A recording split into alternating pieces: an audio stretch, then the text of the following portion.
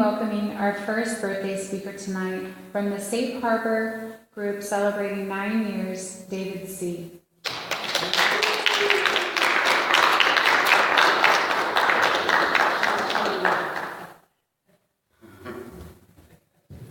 Hi, David Alcoholic. Thank you for asking me to speak tonight at your group. It's always a privilege to speak at any meeting whenever asked. Welcome to the newer people and ship takers. That's super awesome. I'm going to read a little bit from Bill's story. Me and Bill have eerily similar stories in the progression of our alcoholism.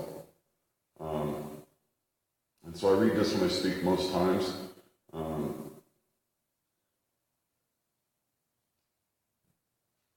Because it's such a devastating stage, the progression of alcoholism. I don't know who's an alcoholic in here and who's not. I know that I'm one. And my drinking looked identical to this drinking.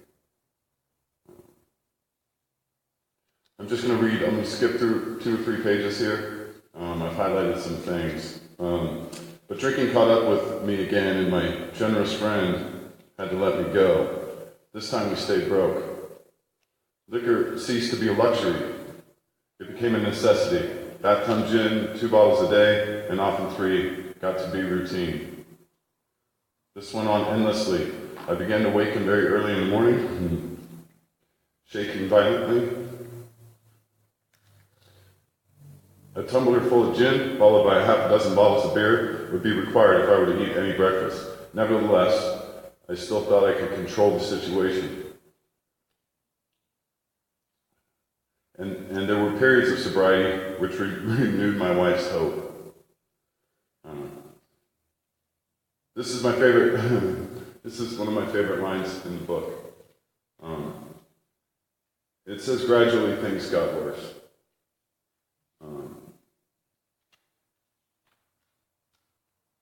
I grew up in AA. I grew up in a first edition house of AA. First edition meaning people did things different back then. There wasn't, sponsorship was brought in-house, and so we brought drunks and their families and their kids and their dogs in the house. They lived with us. My mom got sober when I was young. She was a violent drunk until that day happened.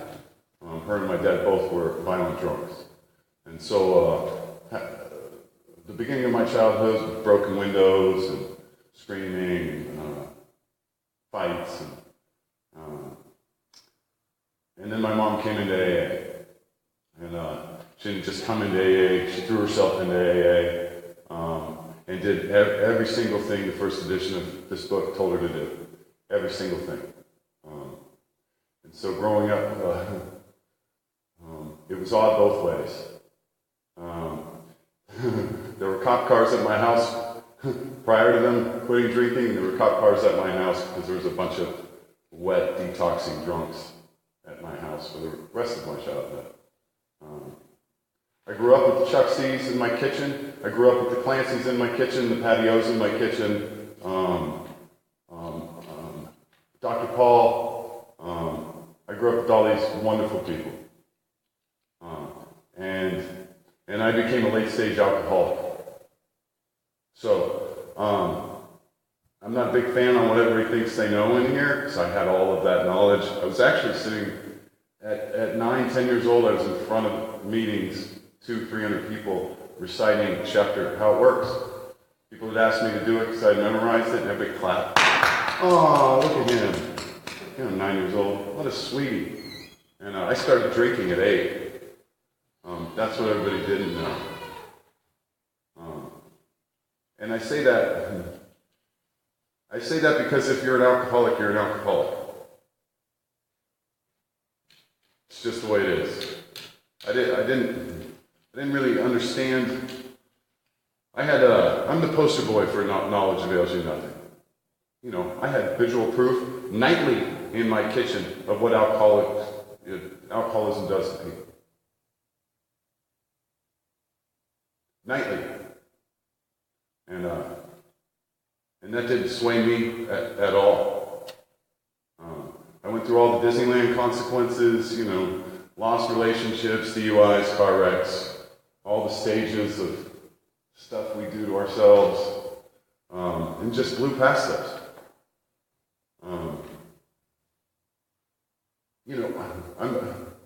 I like to tell people you can get off, you can get off this horrible ride whenever you choose. I didn't, but you can. I've also seen that happen. My whole life I've seen that happen. I've seen people get off at the DUI stage. I've seen people get off, they come in on wife cards. Their wife's upset. They come in and they thoroughly do this program and they live beautiful lives. That wasn't me. I took the punk way into AA. If there's a punk way in here, I took it. I couldn't drink anymore. I couldn't ingest alcohol anymore. Not like I think I couldn't drink anymore. I would drink and I would end up in the ICU for 2 weeks. And so I'd done that to myself 4 or 5 times, and I finally had a moment in a town I didn't know I was in a hospital that people that cared more for me than I did took me to, and I had my moment. And my moment wasn't some big bright light, or it was acknowledgement of what everybody that's known me my whole life saw. I believe terror, coupled with a prayer, something I didn't know anything about, gave me that moment. That's the same moment the obsession to drink left me, and it has not returned since. I did not know what was happening. I say I mistakenly did that because it was terror-based. It was terror-based, and I involved a prayer in that moment, and the obsession left. And so I went from being terrified of myself. I wasn't a blamer. I didn't blame my wife or my job or being an alcoholic. I knew it was me. I've always known it was me. I was raised with a bunch of old-timers who constantly pointed out that it was me. And so I went from terrified of what I was going to do to myself next to terrified of, oh my God, what do I do when I leave this hospital? And fortunately for me,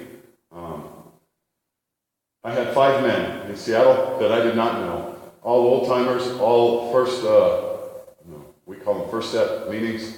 I got sober in a meeting that was attached to a bar and to a liquor store.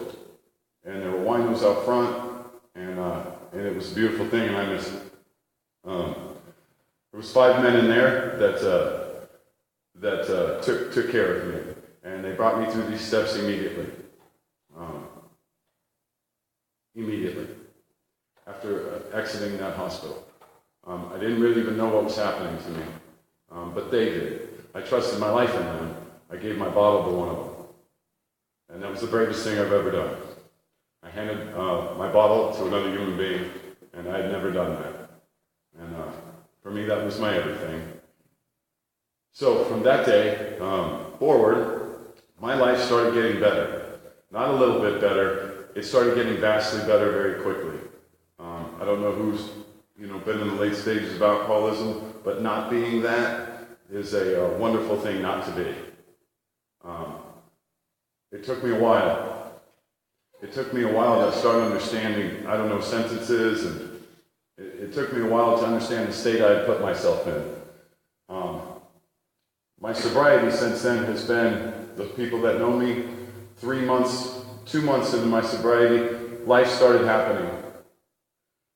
What I mean by that is I started being of service 2 months in, almost 24/7 service. My mom got cancer, and I immediately went down to start hospicing her. That was at 2 months. In my first 5 years, my mom passed away, my dad passed away, my best friend got struck with an incurable disease.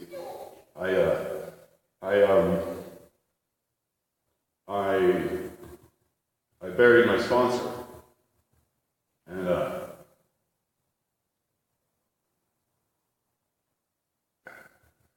And that seems rough, right?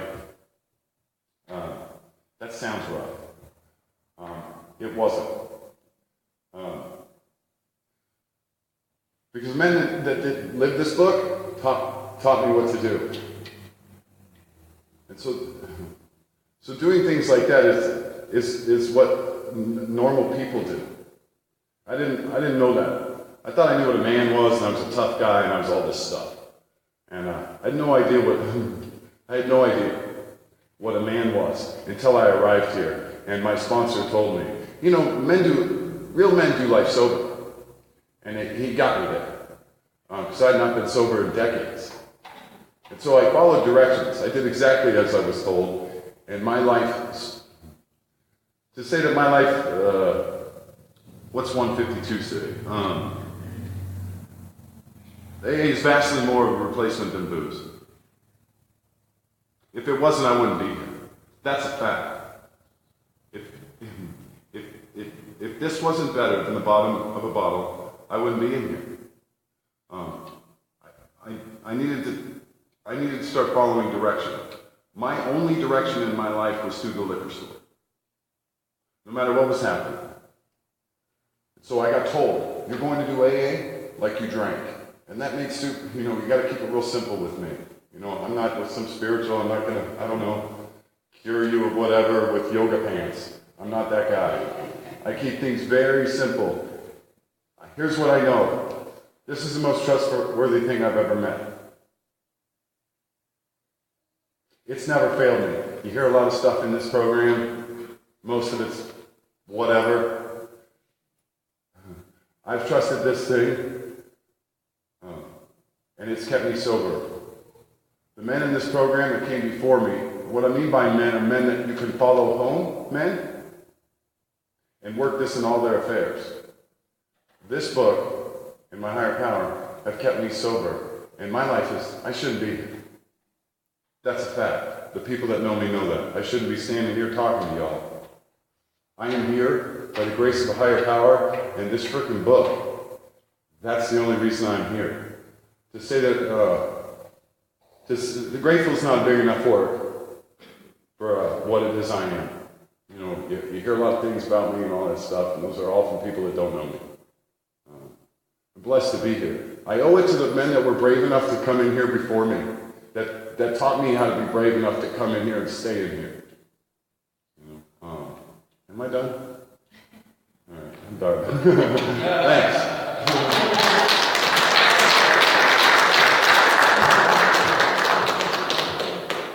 Thanks, David. Please join me in welcoming our second birthday speaker tonight from the ABC group, celebrating 28 years, Ed M.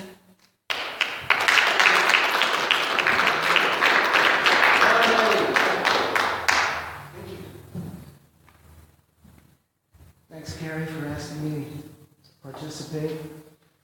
And David, thank you. Awesome. And welcome, everybody. Hey, I see some faces. Where do I begin? Let's see.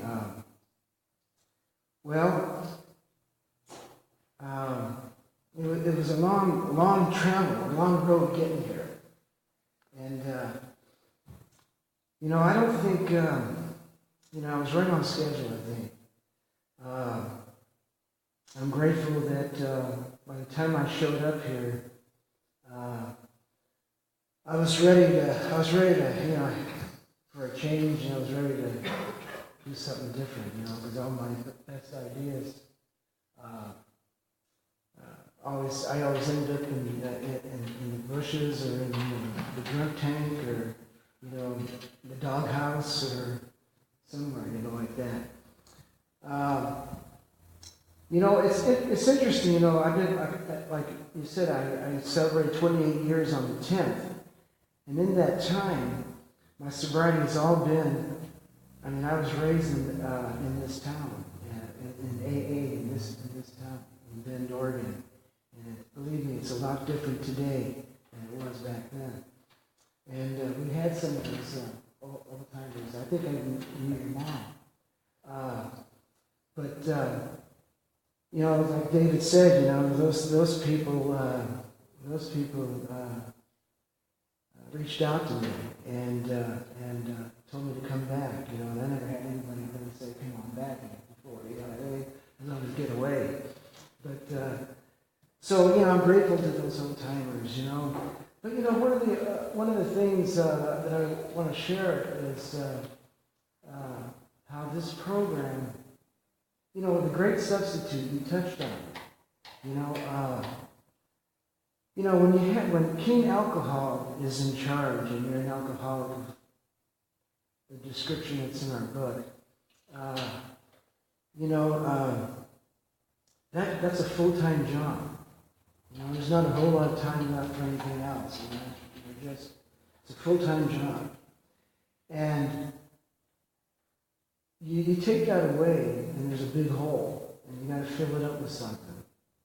And the book talks about the great substitute. The Fellowship of Alcoholics Anonymous is a great substitute, and that's what was the hook that made me stay and come back. It wasn't the steps, believe it or not. I mean, I had to take those steps. Don't get me wrong. But it was the Fellowship of Alcoholics Anonymous that was the carrot out here. Because I was watching people with smiles on their faces. You know, I really wasn't ready to do any of this stuff. Because I was a big boy.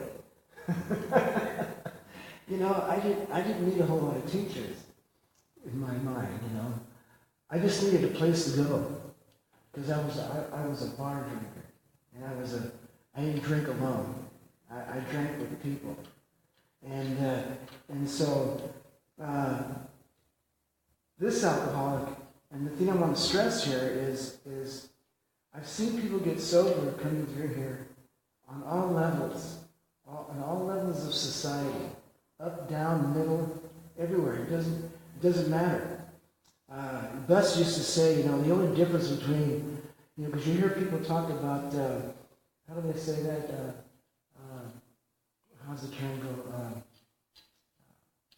You know, upscale alcohol and low level. What's the term? Somebody help me. Yeah, thank you. And Bush used to say the only difference between alcoholics is the length of their legs. Because the one thing about alcoholics is that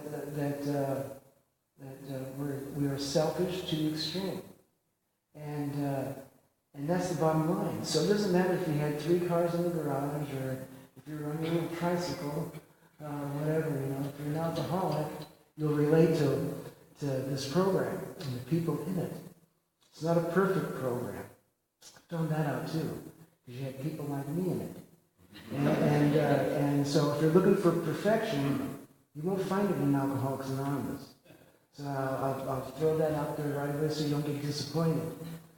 But what you will find is, and the book talks about it, is you'll find kinship, and you'll find you'll find a circle of family, new friends that'll last a lifetime, and you'll find you'll find a roadmap, and you'll find the blueprint and the textbook. You'll find these things so you can just start designing. What I had to do is design the life I wanted, and it changes periodically based on enlightenment and desire and stuff like that. But it's uphill. I mean, it's upward. It's not downward like it used to be. And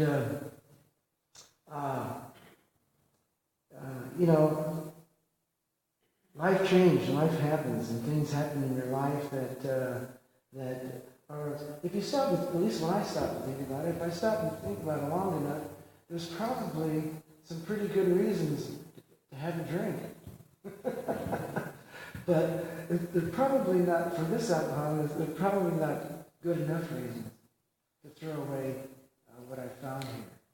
And that's the beauty of the program, is is even when I didn't feel like it, the people in these rooms sustained me and gave me hope to keep the plug in the jug and get another 24.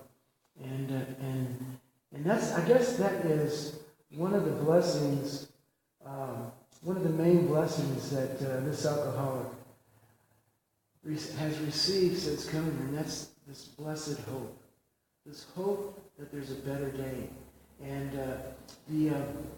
that the best years, like the book says, the best years are ahead. And you know, sometimes that's kind of hard to believe when you're 67 years old and you've blown a lot of stuff. You know, the best years are ahead, but you know, they are. And so, you know, I have people in my life now that weren't there before. I've somewhat learned how to be human and how to be a father, a brother, you know, an uncle, an employee. You know, these things that, as I said, as an alcoholic, a practicing alcoholic, you're definitely self-centered to the extreme. As a sober alcoholic, it's something that this alcoholic occasionally has to battle sometimes, you know, because that the old what's in it for me, you know, doesn't line him well. But, you know,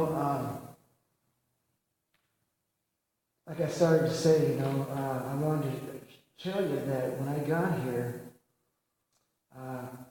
I was probably here about 4 years, close to maybe 4 years or so, before I got the big book and I read it from cover to cover. I had the big book, of course. You know, you can't be in this fellowship and not get some of this stuff, right? But to be a student of the book, I mean, I was almost 4 years sober, coming to meetings, doing the deal before I sat down and started reading that book. And what I discovered was that I was in that book. I didn't know that before. The description of the alcoholic. You know, it was told to me that there's no definition. You won't find a definition of an alcoholic in the big book, but you will find a description. And when I read that, I related, and it gave me the hunger to just study it and start reading it. And I was about around that same time, I got a sponsor that began to chisel away at me. And prior to that, I didn't have a sponsor. And but this one started chiseling away at me, and then we started taking the steps, and then things started changing. You know, things started changing inside, and I started developing a manner of living, like the book says, that required rigorous honesty. And that word rigorous, you know, because I always thought of myself as, you know, a pretty honest person before, but I didn't realize the rigorous part, you know, and I didn't realize that would be a lifelong deal for this alcoholic, you know. It's easy to take a step back mentally. Maybe not take the drink, but it's for this alcoholic, it's easy to sometimes forget a little bit and want to grab a little more than my share. And so, you know, the one thing that I heard also early on, and it's always stayed with me, and it came from Buzz too. And I think there's probably at least 1 or 2 people in here that remember Buzz, but you know, he said one night to me, he said, you know, you can't think your way into better living. You have to live your way into better thinking. And that I think was a moment in my sobriety where I kind of figured it out. I figured that what I needed to do is not try to think so much.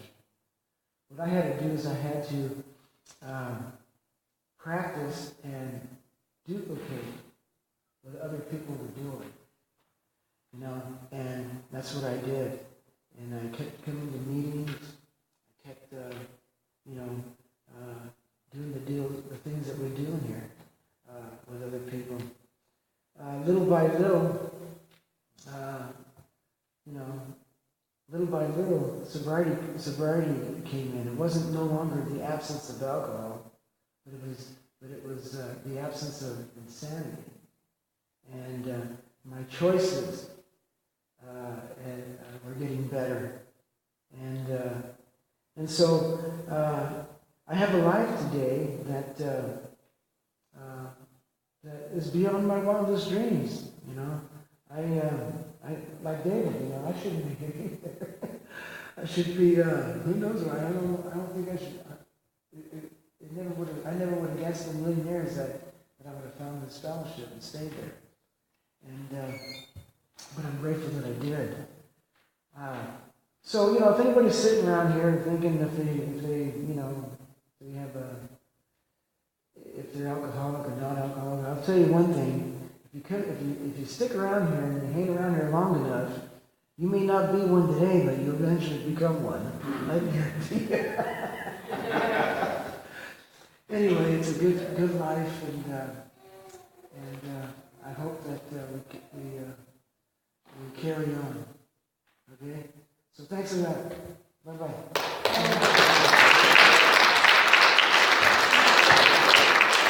To resume the meeting again, please join me in a moment of silence, followed by the serenity prayer. God,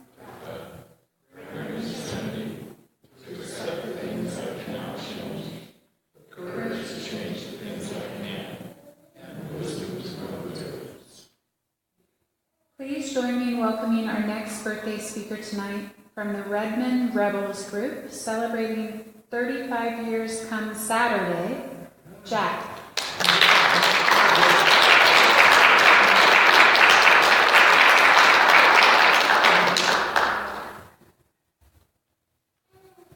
Hi everybody, my name's Jack. I'm alcoholic. Hi, Jack. Matter of fact, I'm a hotshot alcoholic from Redmond, Oregon. Don't forget that. I heard a guy say that about 10 years ago in a meeting in Seattle, and I never remember to do it, but I did tonight. All right, congratulations to people taking chips and doing the deal. Hey, good job over there. You're working it. All right, here's the deal. What it was like, what happened, and what it's like now. What it was like was family, nuts, drunk father, drug addict mother, taken out of the home when I was about 10 by protective services. Hunt the old man up when I was 17, and 4 days after I turned 17, I joined the United States Navy. I spent 8 years as a United States Navy SEAL. I did 3 tours of combat in Vietnam, and then I went somewhere else. That's what it was like, you know. What happened? I just couldn't do what I was doing out there, man. It beat me. I was done, done. The last 5 years of my drinking were dog years. I ain't kidding. It was ugly. It got real bad. But when I first got out of the military, I hadn't been having a drinking problem. Couldn't afford it. Couldn't afford it with doing what I was doing. I tell you, I got out, I was young, I was trained out, and I was ready to rip. And I started drinking. And then I started brawling because I was young, I was tough, and I had a loud mouth like I do now. So people would spit fights. I'd get in fights. Those things eventually ended me up in prison for a while in Colorado State Penitentiary, which was pretty interesting. A little time, 26 months, which is what it was. And what it's like, I'll tell you what it's like now. If I quote anything out of the big book, I'll tell you one thing it's going to be. And it talks about this book. The main purpose of this book is to introduce me to a God of my understanding that will solve my problems. Plain and simple. It's right there in a vision for you. That's what we're doing. That's what we do here. I'm sober. I've been sober a while. My home group is Redmond Rebels. I have a sponsor that has a sponsor. This Saturday, I'll have 35 years. That's pretty cool. Pretty cool when I think about it, you know. But here's what goes on, you know. I'm still an alcoholic, and I'll tell you some of this crap. Not long ago, a buddy of mine and I were hanging out in the coffee shop early in the morning, Sunday morning, I think it was. He's got a car that goes really fast, really fast. And we were sitting, and he said, do you feel like going fast? I said, yeah, I'm in. So we jumped out on the freeway, not a lot of traffic. He pumped it up to about 120 real quick, and we backed off. And so we were talking, and he said, God, you know, I told him, I said, you know, if we'd have gotten a wreck and killed, they'd have said it was non-alcohol related. BS. It was a couple of drunks out there wanting to go fast. It was alcohol related. You know, there's no arguing that in my mind. A couple of drunks going fast. God, it was great. And I'll tell you another story. And this one happened to me today. My friend I was with after the meeting today, he was going to Walgreens to get a flu shot. I did him through the VA, but I went with. And so I got one. We're hanging out, and this guy came up to me and says, hi. Yeah. He says, you're Jack, aren't you? And I said, yes, I am. He said, I heard you speak about 4 years ago in the prison, in the jail. And I thought, God, this guy remembered me. That was kind of cool, but kind of scary. And, you know, he says, I'm looking for a sponsor. And I said, how long have you been sober? He said, about 5 hours. I said, all right, here's my phone number. Do whatever. You know, we'll see. Maybe, maybe not. But whatever, I ain't going to get drunk. I know that, you know. And it was really nice to have somebody come up and acknowledge. You know, it does something for you. You know, that guy remembers me from 4 years ago. Boy, give me my ego. Ooh, it'll run. It'll run. We were talking about that over there a minute ago, about our egos. Gee, it's crazy. It's crazy how it can be all about me and have nothing to do with me. But I do it over and over and over. A lot of my behaviors haven't changed. I'm still nuts. I still do weird stuff. I still get all off the wall and goofed out. But I stay sober. You know, I know where the meetings are. I've known Carrie since a while. My friend Reed, who drove me up here tonight, thank you, Reed, you chip takers, as a matter of fact, thank you. You see how scattered I am, I'm coming off of a pretty serious concussion. And I'm still kind of in and out, you know. Sometimes I just don't have a clue. And most of the time I'm all right now. But it got ugly. It got ugly. So what does this outfit do for me? Why would I want to hang out with you guys? I mean, really, look at you. Look at this crowd. I wouldn't have drank with most of you because I was too good. I'd go to these really nice lounges, you know, and after about an hour and a half, it'd either be a fight or it'd be asking me to leave, and I'd go to a bar. I went to some of the good old bars that somebody might know, San Pedro, Redondo Beach, California. I wasn't sober too long. And I didn't really feel like I belonged. You know what I mean? I was just kind of treading water. And my sponsor said, Big Al, who's still alive, and a friend of mine tracked him down not too awfully long ago. I hadn't heard from him. We hadn't talked for maybe 25 years. And I called him. And it was great. I'm not sure he remembered me.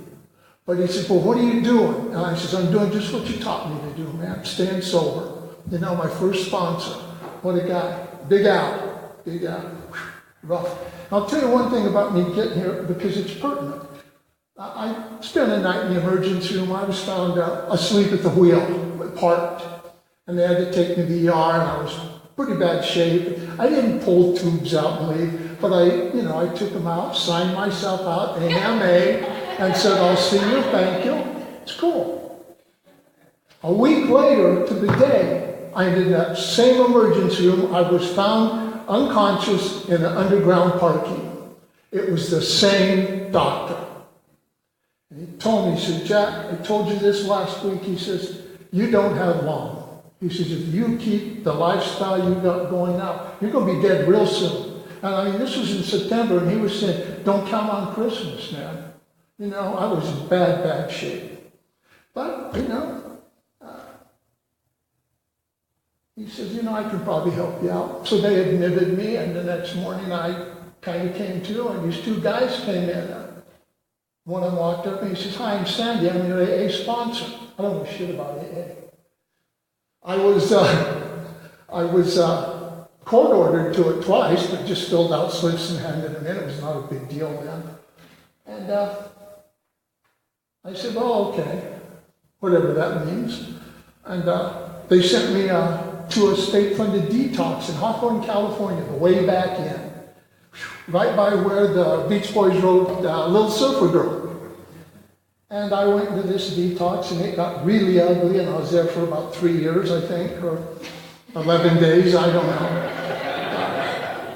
But anyway, I was good, I was saying, "Hey, what am I going to do when I get out of here? How do I get home? I don't have anything working for me, what?"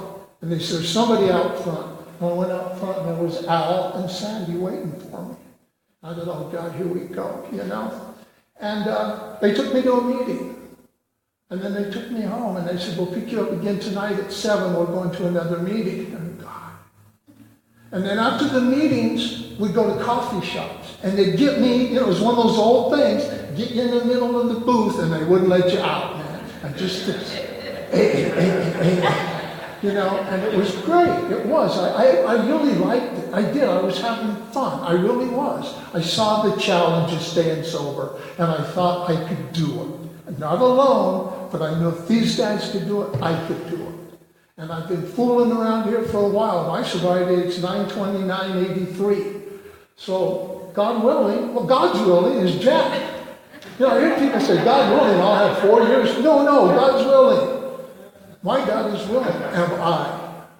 If I am willing, this coming Saturday, I'll have 35 years, which is pretty cool and very surprising to me. And then I got, I was feeling left out. I told you a little bit ago. I didn't belong, man. And so one night we went down to my sponsor told me, "Pick you up an hour early, we're going to Stompers." That was a woman's group. They had a woman's thing there. And they had wooden floors, and instead of clapping, everybody stomped their feet. Great. Stompers. So he said, "Come on, we're going down there early. And it was a big meeting. It was on Southern Cal meetings of 75, 80 people. And he took me up and planted me right in front of the door. And he says, "When people come through here, you introduce yourself and you shake your hands." Women had come through and, let them a little squeeze, You don't know what you're missing, but I'm here now. And the guys, it was not, "Hey, yeah. Growling at each other a little bit. But after that, I would be going to meetings and things, and people would come say, "How you doing, Jack?" I said, "Wow, how did you know my name?" "Well, you're a greeter down there at Stompers." And all of a sudden, people started saying, "Hey, Jack, what's up? How you doing?" And I started just blending into this craziness, And it was great. And so I just started going to meetings regularly. And, I'll go back to my parents, that crazy childhood. Both of my parents are dead. I don't know when they died, and I don't care, but I got a sister that told me they were dead. That's good enough for me. That's okay with me. I don't have a problem with that, I wish them well. I hope they have peace, because they sure as hell didn't have it when they were alive. I let that go pretty much, And here I stand today in front of you guys, trying to think of what to say next. And, it's not easy. It ain't easy, As full of it as I am when we're sitting out there, I get up and go, "God, what do I want to say next?" And what I got to say next is, I'll tell you something. Don't drink. It's simple. It really is. This is not a hard deal. There's a manual for it. There are people for it. You can stay sober. You got to go for it if you want it. If you don't, you ain't going to get it, in my opinion. This is all my opinion. Go for it. Go for it. It's there. It's there for all of us. Thank you very much.